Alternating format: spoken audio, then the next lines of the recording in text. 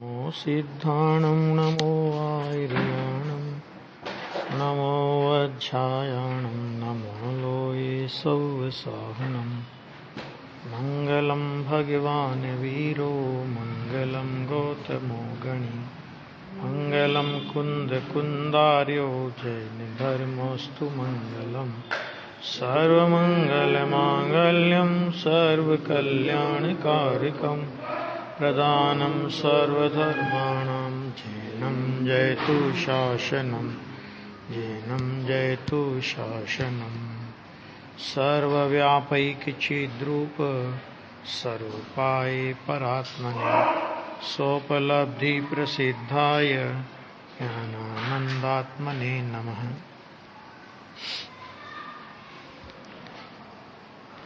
प्रवचन सार परमागम 126 नंबर की गाथा चली थी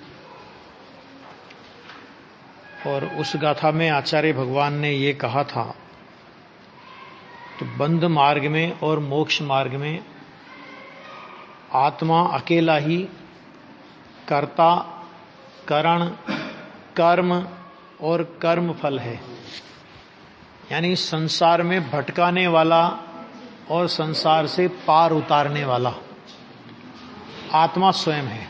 इष्टोपदेश में भी इस तरह की एक बात आती है कि आत्मा स्वयं अपने को तारने में कारण है, माने स्वयं अपने को पार करता है संसार से, अथवा स्वयं अपने को संबोधन करता है, स्वयं अपना समाधान करता है।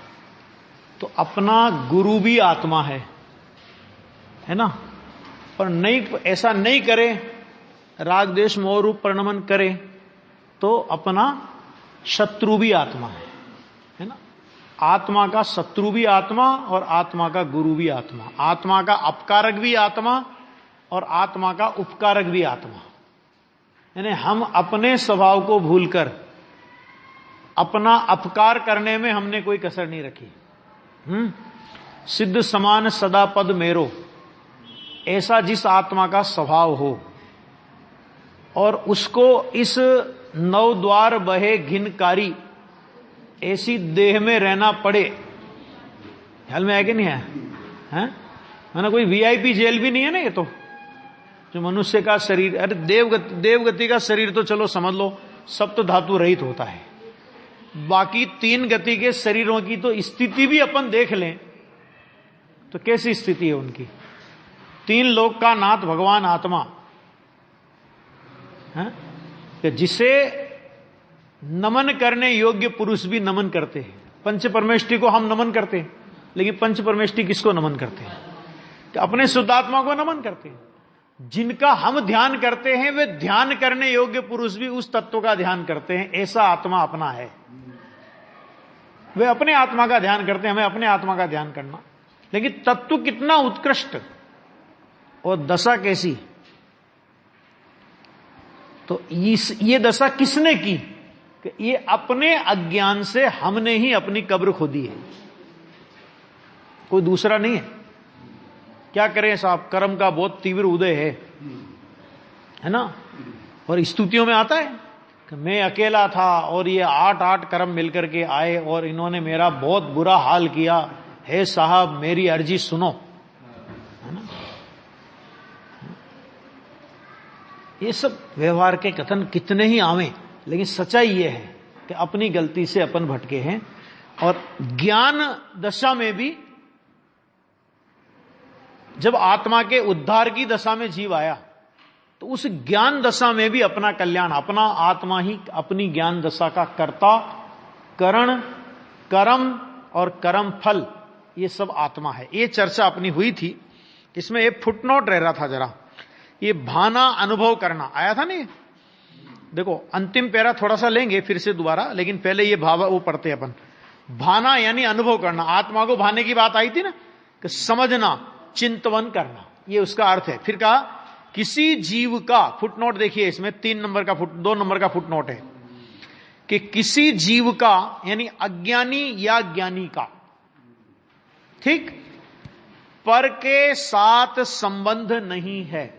ज्ञानी हो कि अज्ञानी हो, अरे निगोदिया हो कि सिद्ध हो, किसी जीव का पर के साथ कोई संबंध नहीं है, कोई संबंध नहीं।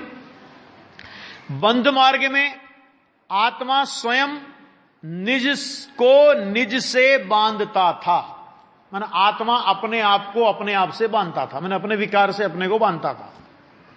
कौन बांधने वाला था वहां पे? आत्मा को बांधने वाला कौन था?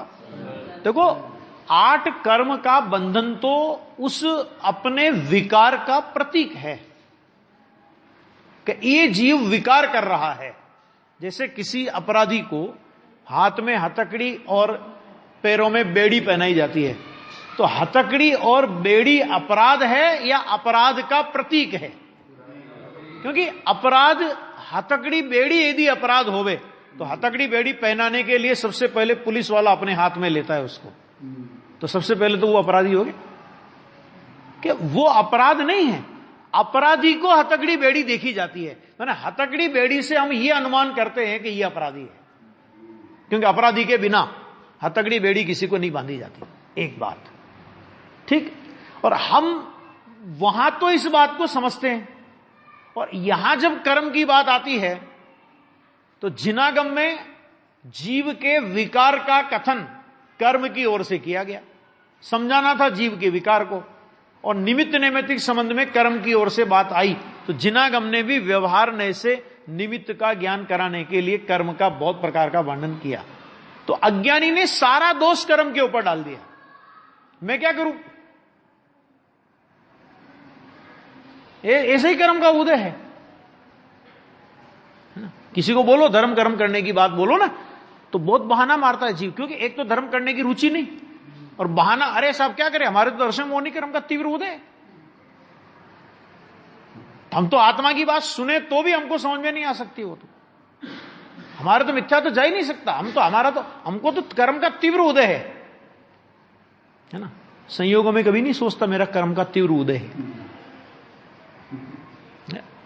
कर्म वरम कुछ नहीं करता, केवल वो प्रतीक है। ये अपराध किया तो प्रतीक है। जैसे इसके लिए मैं उदाहरण देता हूं कि किसी आदमी को बुखार आता है, तो बुखार काहे से नापते हैं अपन लोग? थर्मामीटर से नापते ना। फिर इंजेक्शन किसको लगाते, थर्मामीटर को या शरीर को? क्यों? वो 104 डिग्री 105 डिग्री वो तो थर्मामीटर ने दिखाया, ठीक है। तो फिर इंजेक्शन थर्मामीटर को क्यों लगाते हो, उसको शरीर को क्यों लगाते हो, थर्मामीटर को इंजेक्शन क्यों नहीं लगाते? कि भैया बुखार यहां है, थर्मामीटर तो बताने वाला है। इसी तरह विकार यहां है, आत्मा में है, कर्म रूपी थर्मामीटर तो विकार को बताने वाला मापक यंत्र है। लोक में गलती नहीं करते, लेकिन वहां थर्मामीटर को ही पकड़ के बैठे रहते हैं, कर्म ने ऐसा किया, कर्म ने ऐसा किया। तो इसलिए आचार्य भगवान कह रहे हैं कि बंध मार्ग, ये अज्ञान दशा में मैंने बंध मार्ग में आत्मा स्वयं निज को निज से बांधता था, उस समय भी पर के साथ कोई संबंध नहीं था, और निज को अर्थात अपने दुख पर्याय रूप फल को भोगता था। न तो क्षेत्र से संबंध दुख का, सिद्ध भगवान जहां विराजमान है वहां भी जीव निगोद दशा में अनंत बार रहा। सिद्ध दशा, सिद्ध भगवान, गुरुदेव तो बोलते थे सिद्ध के पेट में रहा, मैंने सिद्ध का जो आकार है ना, कि वहां पर भी निगोदिया जीव है। क्या विचित्र व्यवस्था कि वो सिद्ध अनंत सुख का वेदन कर रहे, और उसी स्थान पर रह करके जीव, निगोदिया जीव, अनंत दुख का वेदन कर रहा।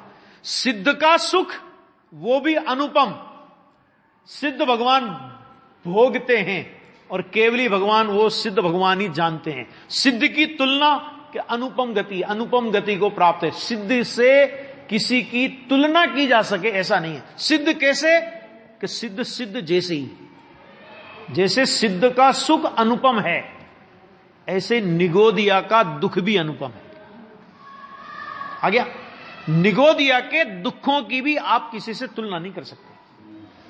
निगोदिया का दुख कैसा कि भाई निगोदिया भोगता है और केवली परमात्मा जानते हैं, बाकी हम कुछ नहीं कह सकते। इतना अनंत दुख, और दोनों एक क्षेत्र में।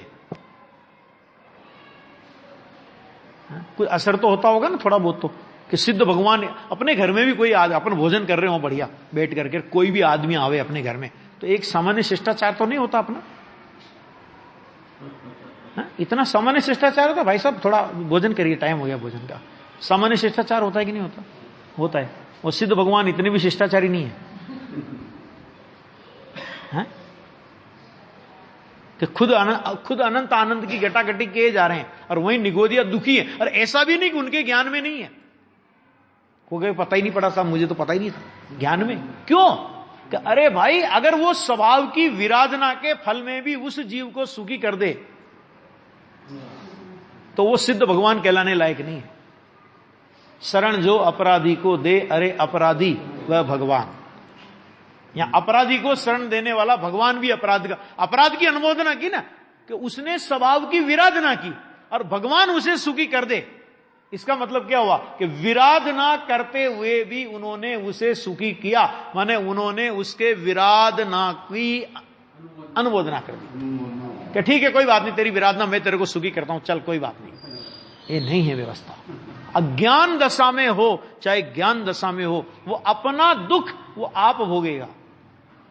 मतलब इनमें निगोदिया जो जीव है, हाँ जी, कर्म का तीव्र है, इसमें दुखी, और सिद्ध भगवान के कर्म के अभाव है इसलिए सुखी ना, यही हुआ ना। निगोदिया जीव भाव कलंक की प्रचुरता से दुखी और सिद्ध भगवान भाव कलंक का संपूर्ण अभाव होने से सुखी। गोमटसार में पाठ है, भाव कलंक की प्रचुरता के कारण बोला जाता है। बोलने में तो मैंने बोला ही भी, निमित्त नैमित्तिक संबंध में बोला ही जाएगा, लेकिन गोमटसार में पाठ है, भाव कलंक की प्रचुरता के कारण निगोदिया जीव निगोदवास को नहीं छोड़ता। भाव कलंक की प्रचुरता, भाव कलंक माने क्या कि विकारों की इतनी प्रचुरता है वहां पे, स्वभाव का इतना विराधन है कि अक्षर के अनंतवें भाग ज्ञान का उगाड़ रह गया। इससे ज्यादा ज्ञान का, इससे कम ज्ञान का उगाड़ तो हो नहीं सकता। इससे कम ज्ञान का उगाड़ हो तो जड़ हो जाए। तो वो क्या है कि वो उसके स्वभाव, उसने स्वभाव की तीव्र विराधना की अनादि से ही। और जो जीव यहां पर सच्चे देव शास्त्र गुरु का योग मिलने पर भी, वास्तविक वस्तु स्वरूप की बात कान में पड़ने पर भी उसकी दरकार नहीं करे, पंडित टोडरमल जी की भाषा में कि तीव्र कसाई में पड़ा है उसकी तो बात ही जाने दो, मंद कसाई में भी आया और तत्व विचार में तो उपयोग को लगावे नहीं, प्रमाद सहित विषय कसाय के कार्यों में लगे या व्यवहार धर्म कार्यों में ही प्रवर्ते। पंडित जी ने लिखा, अवसर तो चला जाएगा, संसार में भ्रमण होगा। मतलब वो तो छोड़ दो, उसकी तो बात ही गई। अब तू मंद यहां आया, तेरी कसाय, तो क्या किया, कसाय की मंदता में भी आ गया, तो क्या किया जीव ने, तो उन पंडित जी ने बहुत अच्छे शब्द का प्रयोग किया, मंद रागादि सहित विषय कसाय के कार्यों में प्रवर्ते। अब मंद रागादि सहित विषय कसाय के कार्यों में प्रवर्ते, इसका मतलब क्या है? यदि इसका स्पष्टीकरण करें तो धरती हिल जाती है। क्या है? हम तो शुद्ध रोटी खाते हैं, हम तो ये वो व्यवहार धर्म में जाएगा। मैंने हम तो बिल्कुल न्याय नीति से कमाते हैं। अरे कमाने का भाव पाप है, पहले तो ये बता। न्याय नीति से कमाता है तो मंद पाप है। भोजन करने का भाव पाप है, हम तो शुद्ध खाते हैं, शुद्ध खाने का भाव मंद पाप है तो पाप। खाने का भाव पाप पहले। क्यों? तुम मुनिराज नहीं है। मुनिराज आहार ग्रहण करते हैं तो भी एक मूल गुण है उनका, वो मुनिराज का आहार ग्रहण करना भी पुण्य बंध का कारण, आहार ग्रहण करने का विकल्प। क्यों? क्योंकि वो मुनिराज संयम की साधना और आराधना के लिए आहार कर रहे हैं। हम काय के लिए आहार कर रहे हैं? उनका भोजन करना तो मूल गुण, अपना तो पाप है ना। प्रयोजन क्या है भोजन का? हमारा भोजन का प्रयोजन संयम की साधना और आराधना नहीं है। हमारे भोजन के प्रयोजन में विषय कसाय का पोषण है। अरे भैया थोड़ा ढंग से खाया करो, कमजोर हो जाओगे, है ना। और ये सारे घर घर में कुदेव कुगुरु कुशास्त्र भरे पड़े हैं, ये उपदेश देने वाले। हाँ जी, आगे मुनि बनेंगे इसके लिए खाना खा रहे हैं। हाँ। ये औरों को देना।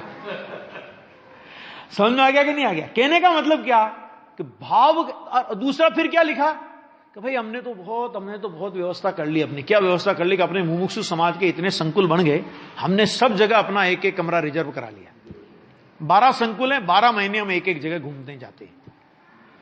क्या करते हैं कि वहां जाके झाड़ू लगवाते हैं, महीना भर रहते हैं, तो वहां क्या करते हैं, साफ सफाई करते। इस तरह सेठिया होगा तो ये करेगा, मैंने वहां भी ले रखा, वहां भी ले रखा, वहां भी, मतलब भाई 2-2 महीने, 1-1 महीने सब जगह आराम से अपना। ये सब प्रमाद सहित विषय कसाय के कार्यों में प्रवर्तना। और व्यवहार धर्म के कार्यों में मंदिर बना दिया, है ना, ज्यादा आया तो लो ये भगवान मेरी ओर से विराजमान करो, ये है ना, ज्यादा आया तो थोड़ा शरीर का, गुरुदेव बोलते थे शरीर का बलिया हुआ, माने शरीर से बलवान हुआ तो उपवास कर बैठ जाएगा। पैसे से समृद्ध हुआ, मंदिर में लो जी 5 लाख मेरी ओर से खर्च करो, इतना ये करो, ऐसा करो, वैसा करो, है ना, ये सब लगा लेना। ये कहते विषय, अवसर तो चला जाएगा, संसार में भ्रमण होगा। दाव मत चूके यह, पंडित जी ने लिखा ना, दौलत राम जी साहब ने क्या लिखा है कि ये दाव मत चूक। ये पर्याय महा कठिनता से मिली है, और ऐसा सत्य समझने का योग, मैं सच बोलता हूं आपको, ऐसा योग, ऐसा दुर्लभ योग, मां भाग्यवान है कि जो ऐसा योग में अपन लोग खड़े है ना, ऐसे योग में खड़े हैं, ये भाग्यवान है अपन लोग। आज ये शुद्ध तत्व की बात अपने को मिल रही है, कहां मिलती है? एक द्रव्य दूसरे द्रव्य का करता नहीं है। बंध भाव में और ज्ञान भाव, माने ज्ञान बंध मार्ग में और मोक्ष मार्ग में आत्मा अकेला है, कोई जिम्मेदार नहीं तेरी करने का, तूने खुद किया भोगेगा। तो यहां पे कहा बंध मार्ग में निज को निज से बांधता था, और निज को अर्थात अपने दुख पर्याय रूप फल को भोगता था। अब मोक्ष मार्ग में आत्मा स्वयं निज को निज से मुक्त करता है, खुद ही खुद को मुक्त कराने वाला है ना। समय सार में पूरा बंध अधिकार आचार्य देव को लिखना पड़ा। मैं मारता हूं अन्य को या मुझे मारे अन्य जन, ये मान्यता अज्ञान है जिनवर कहे हे भव्य जन।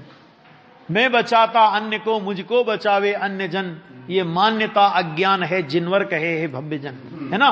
मैं इसी तरह मैं सुखी करता हूं, मैं दुखी करता हूं, मैं जीव को बांधता हूं, मैं जीव को छुड़ाता हूं, कि ये सब मान्यता अज्ञान और भ्रम है, ऐसा जिनेंद्र परमात्मा ने कहा है। ख्याल में आ गया? आगे देखो, मोक्ष मार्ग में भी ये हो गया, निज को करता है, अर्थात निज को अर्थात अपनी सुख पर्याय रूप फल को भोगता है। ऐसे एकत्व को सम्यक दृष्टि जीव भाता है। कौन भाता है? सम्य दृष्टि जीव। ऐसे एकत्व को सम्य दृष्टि जीव भाता है, या इसको यूं भी कह सकते हैं, जो ऐसे एकत्व को भाता है वो सम्य दृष्टि हो जाता है। बात एक ही हुई ना, सम्य दृष्टि तो ऐसे एकत्व को भाता है, तो हम क्या करें? समय दृष्टि भाता है तो कि समय दर्शन प्राप्त करना है, कहां कि करना है तो तुम भी ऐसे एकत्व को भाव कि मेरी करनी का, चाहे मैंने बंध मार्ग में विकार को किया हो और उसके फल दुख को भोगा हो, वो भी मैंने भोगा। तो जब मैं अपनी आत्मा की विराधना करने में स्वतंत्र हूं, तो अपनी आत्मा की आराधना करने में भी मैं स्वतंत्र हूं। किसी ने विराधना कराई हो तो कोई आराधना करा दे, ऐसा नहीं होता, क्योंकि किसी ने विराधना कराई नहीं तो कोई आराधना करावे, ऐसा भी नहीं होता। आराधना भी अपने बल पर स्वयं करना पड़ेगी। और विराधना क्यों? क्योंकि विराधना स्वयं अपने बल पर की है, अपनी उल्टी, अपने पुरुषार्थ की उल्टी गति से विराधना में प्रवर्तमान हुआ था, तो अपने पुरुषार्थ की सुलटी गति से आराधना में प्रवर्तमान होगा। दोनों बात, मार्ग दोनों है, गति दो है। संसारिणा मुक्ताश्च, तत्वार सूत्र में आया ना, संसारिणा मुक्ताश्च, गतियां दो। गतियां दो माने एक निगोध का रास्ता और एक मोक्ष का रास्ता, दो गतियां हैं। अनंत काल या तो निगोध में रह सकता है जीव, या तो अनंत काल मोक्ष में रह सकता है। मोक्ष का, निगोध का अनंत काल सक्षय अनंत है, और मोक्ष का अनंत काल अक्षय अनंत है ना। और ये जो 2000 सागर की तरस पर्याय मिली, इस 2000 सागर की त्रस पर्याय में यह निर्णय अपने को करना है कि अपने को अनंत काल निगोद में रहना है या अनंत काल मोक्ष में रहना है। उस दिशा में पुरुषार्थ आ गया। क्योंकि अपन जो सोचते हैं ना, देखो पाप से ज्यादा तो पुण्य किया जीव ने। जितने स्वर्ग के भव है, नरक के भव है ना, उससे कई ज्यादा, दुगने से भी ज्यादा, उससे कई गुणे ज्यादा है ना, वो स्वर्ग के भव हैं। क्यों? क्योंकि पुण्य के दरवाजे तक तो सारे धर्म लाके छोड़ देंगे अपने को। एक ही तो धर्म मिला है ये मुश्किल से, जो ये कहता है कि पुण्य और पाप में अंतर नहीं है। और कौन मिला, कौन और धर्म है इसके अलावा, कौन धर्म है ना? इसलिए मोक्ष की मोनोपोली सिर्फ और सिर्फ जैन दर्शन के पास है, वो भी दिगंबर धर्म के पास है। यानी वही पूरा हो गया ना, वही पूरा हो गया। धर्म तो पता ही नहीं, वही पूरा हो गया। वहां उनका पटाक्षेप हो गया, वहां पे खत्म।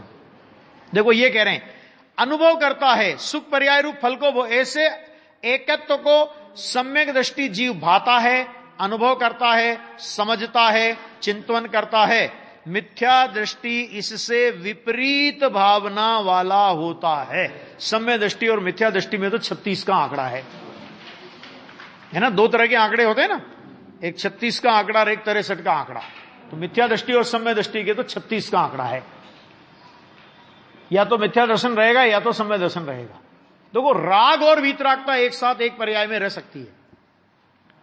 एक चौकड़ी कसाय का अभाव उतनी वीतरागता, 3 चौकड़ी कसाय का सद्भाव उतना राग, 2 चौकड़ी कसाय का अभाव उतनी वीतरागता, 2 चौकड़ी कसाय का सद्भाव उतना राग, 3 चौकड़ी कसाय का अभाव उतनी वीतरागता, मुनिराज को संजलन संबंधी कसाय का सद्भाव उतनी कषाय, यानी उतना राग।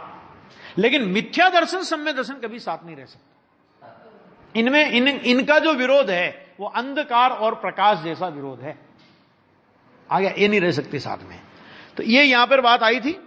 और फिर उन्होंने परमाणु का दृष्टांत देकर के ये बात कह दी थी कि वो दिया था ना, ये दिया था, उसी प्रकार एकत्व को, लास्ट में टीका का लास्ट देखो, उसी प्रकार एकत्व को भाने वाला पुरुष पर के साथ संयुक्त नहीं होता। पर के साथ संयुक्त नहीं होता मैंने संबंध वाला, संग वाला, संपर्क वाला नहीं होता। इसलिए पर द्रव्य के साथ असंबद्धता के कारण वह सुविशुद्ध होता है। अब अमित गति आचार्य हुए ना, जिन्होंने सामायिक पाठ बनाया, 32 काव्य हैं उसमें, तो उसमें उन्होंने लिखा, मोक्ष महल का पथ है सीधा, जड़ चेतन का पूर्ण वियोग। बस क्या मोक्ष महल का पथ है सीधा, बहुत सीधा सीधा मार्ग है मोक्ष महल का, मोक्ष के महल का बहुत सीधा मार्ग है। क्या? कि जड़ चेतन का पूर्ण वियोग।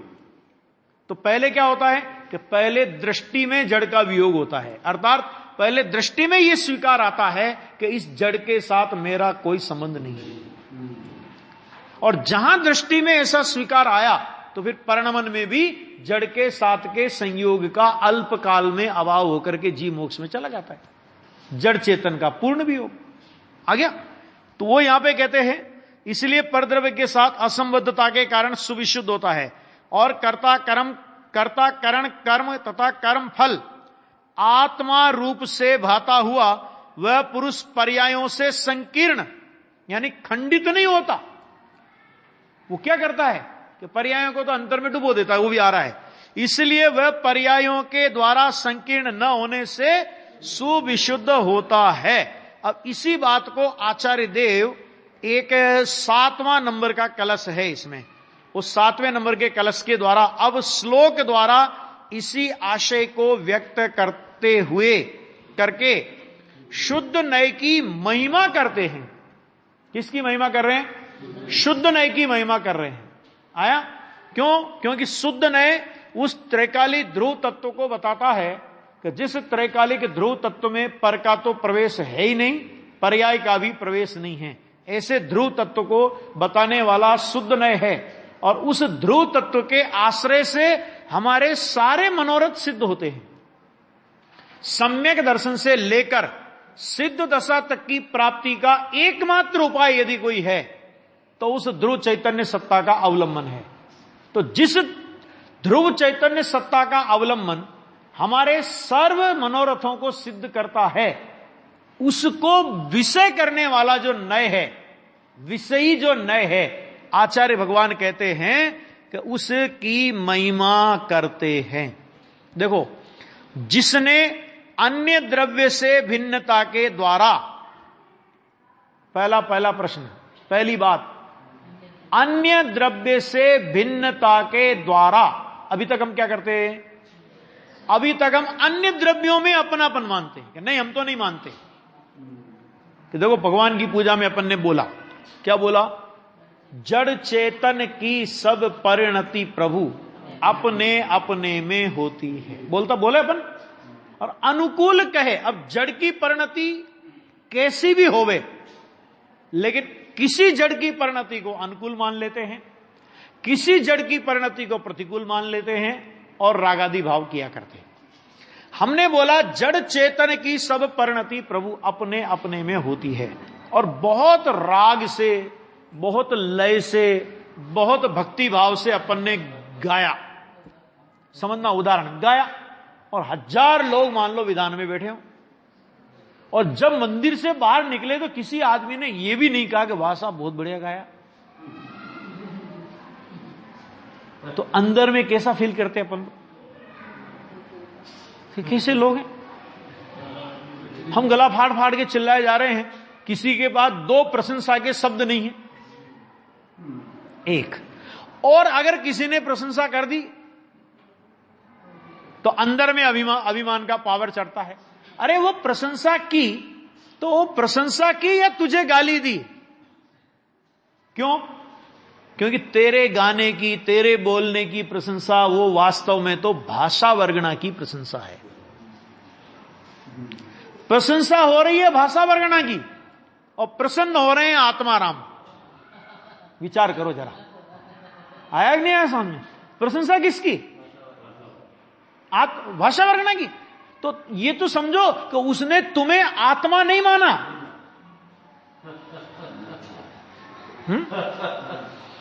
उसने तुम्हें भाषा वर्गणा माना। इसका मतलब क्या हुआ? बहुत कड़क भाषा में कहूं तो वो तुम्हारी आत्मा का मर्डर करने वाला है, वो तुम्हारी आत्मा का हत्यारा है। नहीं, अब कोई अपनी लोक में कोई अपनी हत्या करने वाला हो तो उसके प्रति हमारा व्यवहार कैसा होता है? बोलो जरा। किसी ने प्रयास किया, भले मार नहीं सका वो, उसके प्रति हमारा व्यवहार कैसा होता है? वात्सल्य भरा ना। वाह साहब, आप तो बहुत बढ़िया जीव, आप तो बहुत बढ़िया थे, हमें इस पर्याय की कैद से मुक्त कराने आए थे, ऐसा बोलते अपन लोग हैं कि जाके पुलिस में रिपोर्ट लिखाते हैं, बदला लेंगे, होता है। तो सोचो तो सही जरा कि जिसने हमें भाषा वर्गणा बना दिया, हमारी आत्मा की हत्या कर दी, हम उसकी प्रशंसा से प्रसन्न हो रहे हैं। ऐसे ही एक एक पे घटित कर लेना।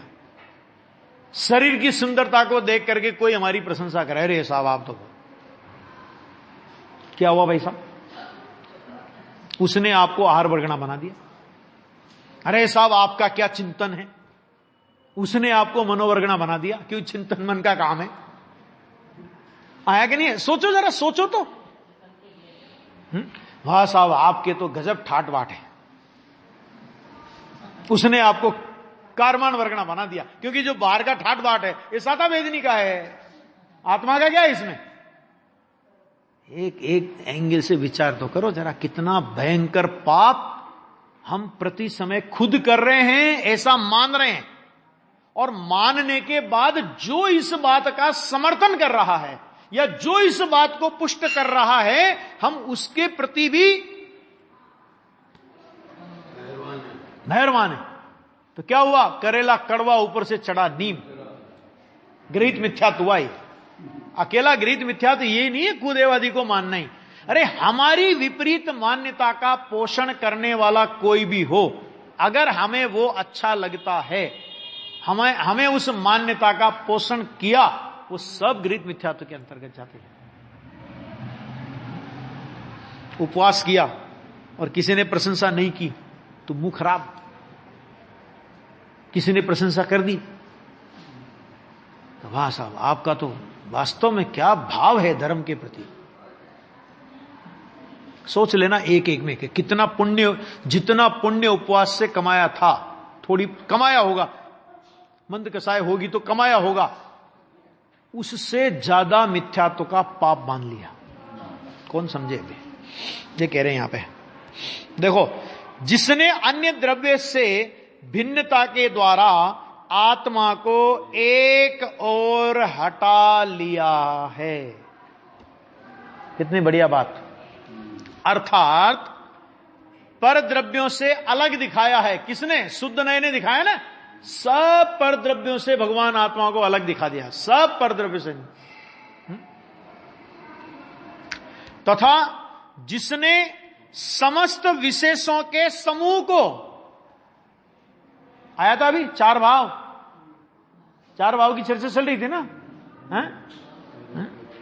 अभी तो 50 गाथा आएगी तो देखना गुरुदेव कैसे उछलते हुए भाव से प्रवचन करेंगे 50 गाथा पे भी, मजा आएगा।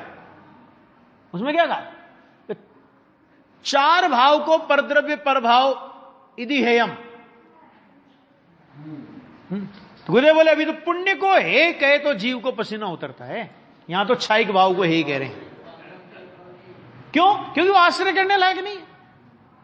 अरे जब क्षायिक भाव आश्रय करने लायक नहीं है तो हमारी इस राग की मंदता की क्या कीमत है? कषाय की, बहुत से लोग तो मंदता की बात छोड़ो, कषाय की तीव्रता में भी अपने को गौरवान्वित अनुभव करते हैं। कैसे? तुमने मेरा गुस्सा नहीं देखा, तो क्या तेरा गुस्सा देखने के लिए बैठे हम क्या? कैसे कैसे? मेरा गुस्सा बहुत खराब है। मैंने कहा किसी का अच्छा नहीं होता, गुस्सा तो खराब ही होता है ना। तो ये किस तरह से अपन लोग कहां कहां अटके पड़े हैं। इधर शुद्ध ने क्या किया भैया कि तथा जिसने समस्त विशेषों के समूह को क्या कर दिया कि सामान्य में लीन किया है, अर्थात समस्त पर्यायों को द्रव्य के भीतर डूबा हुआ दिखाया है। अर्थात इसका मतलब क्या हुआ कि जिसने पर्याय मात्र को नहीं दिखाया है। डूबने का मतलब क्या है कि जो डूब गया वो दिखता है कि नहीं दिखता? बताओ। देखो, ज्ञान प्रधान शैली में भाषा तो ऐसी है, पर्यायों को द्रव्य में डूबा हुआ दिखाया है, पर्यायों को द्रव्य के भीतर डूबा हुआ दिखाया है। तो मैं पूछता हूं कि पर्याय दिखाई कि नहीं दिखाई? देखो, भाषा ज्ञान प्रधान शैली में ऐसी आएगी, पर्यायों को द्रव्य में डूबा हुआ दिखाया है। इसका मतलब क्या हुआ कि देखो, जो आदमी नदी में डूब गया तो वो डूबने वाला आदमी दिखता है कि नहीं दिखता है? क्या? अरे दिखे तो डूबा कहां वो? नहीं आया समझ में? आया कि नहीं आया? क्या कहा? क्या कहा कि अगर वो दिख रहा है तो डूबा कहां फिर वो? नहीं आया? आगे समझ में कि दिख रहा है तो डूबा कहां? नहीं दिखने का नाम डूबना है। इसी तरह पर्यायों को द्रव्य के भीतर डूबा हुआ दिखाया है। इसका मतलब क्या कि तुझे पर्याय दिखाई ना दे, एकमात्र द्रव्य स्वभाव ही दिखाई दे, तब हम कहेंगे कि पर्याय को द्रव्य के भीतर डूबा हुआ दिखाया है। क्यों? क्योंकि जिसने द्रव्य को देखा वो देखने वाला द्रव्य नहीं है, पर्याय है। क्योंकि देखने का काम पर्याय में होता है, लेकिन वो पर्याय द्रव्य में ऐसे डूब गई कि पर्याय दिखती नहीं, क्योंकि दिखे तो डूबी नहीं।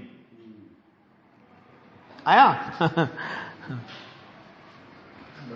ऐसा है उसका अर्थ।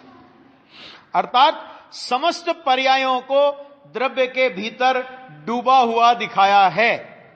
ऐसा जो यह ऐसा जो यह, देखो, ऐसा जो यह कोमा लगी है, यह किसके लिए आया है?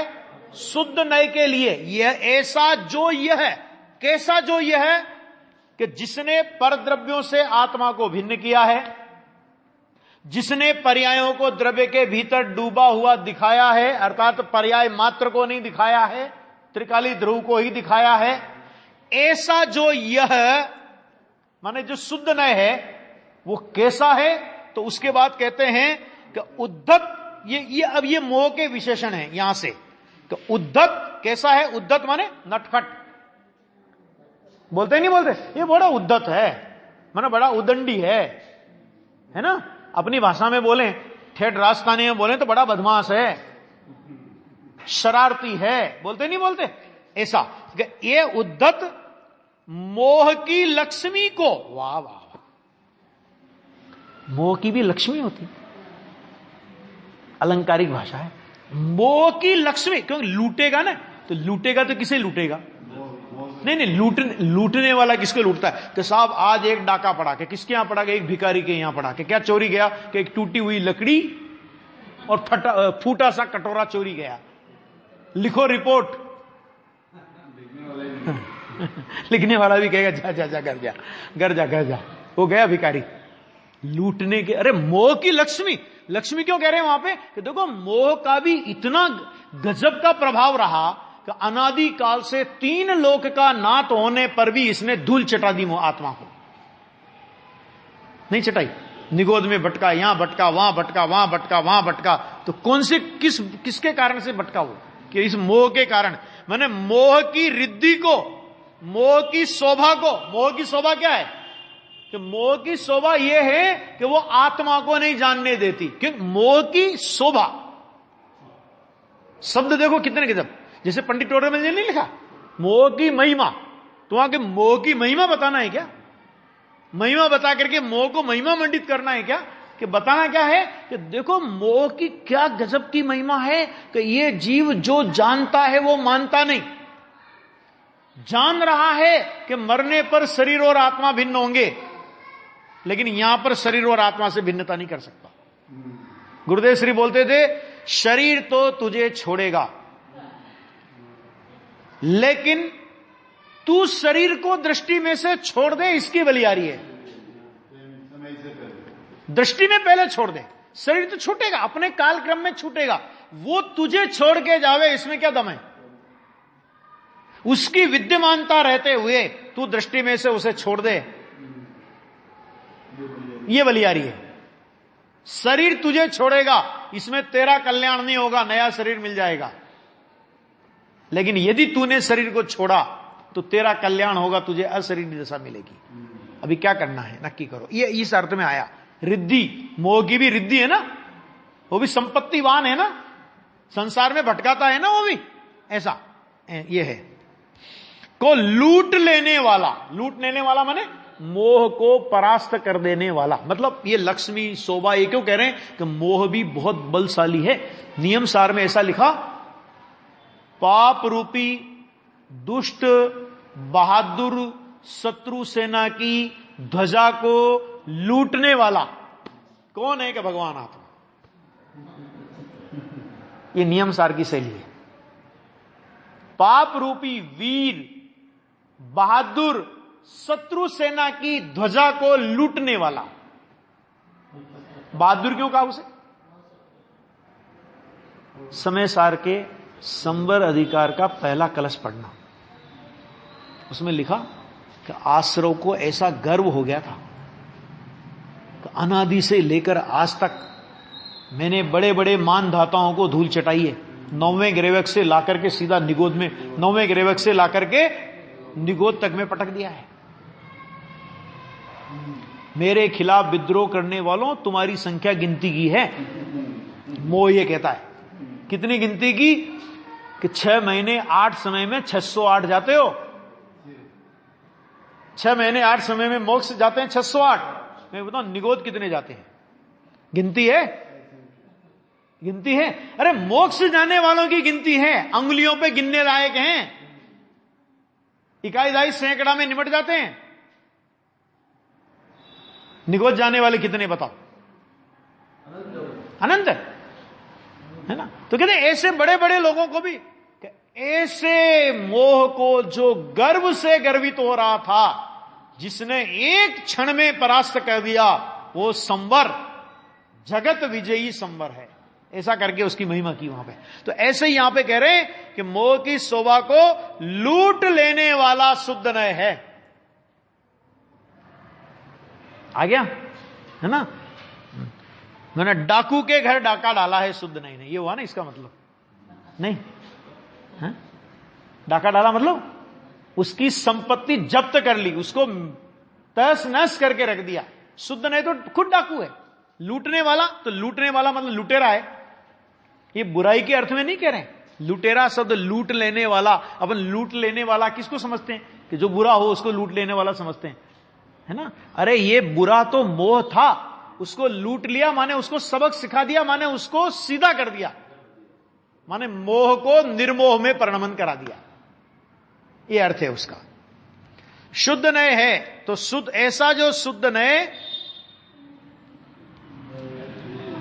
लूट लेने वाला शुद्ध नय है, उसने माने शुद्ध नय ने उत्कट विवेक के द्वारा तत्व को अर्थात आत्म स्वरूप को विविक्त किया है, माने पृथक किया है, यानी भिन्न किया है। विविक्त माने शुद्ध, अकेला, अलग किया है।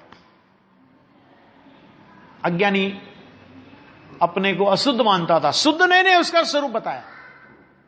तू तो भगवान सिद्ध की जाति का है। अरे भगवान सिद्ध की जाति का कहना यह भी तेरे गौरव को खंडित करना है। तेरी जाति के सिद्ध हैं, तू सिद्ध की जाति का नहीं है।